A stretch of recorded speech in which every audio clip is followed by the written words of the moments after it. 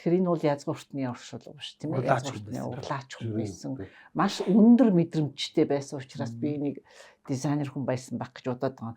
Тэгээ энэ их сонирхолтой. Одоо жишээлбэл энэ шаргал өнгөтэй дээлнийг ингээд ингрийн ингээд дотор талын үзэхэд доотлын хорь маань одоо бидний одоо хэлээд байгаа нэг шотланд хээ гэдэг шиг нөрүүлжин хээтэй. Бүр ийм одоо даавуугаар дотордож хажлага хийсэн. Бас нэг дээлэн дээр ингээд энэ одоо цоорсон хэсгийг 3-4 янзын ингэж дөрвөлжин шоогоор ингэж дарж ойсон. Гэхдээ энэ зүгээр цоорхог ойсон биш. Зориуд одоо ийм хийц маяг гаргаж одоо тэр цоорсон хэсгийг өшөө ингэж гоё нөхөж маш өтөх.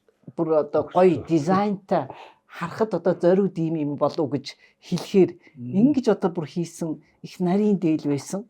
За тэр гутал бол бүр ерөөсөө ярих юм гайхамшигтай. Урт төрийтэй тийм ээ.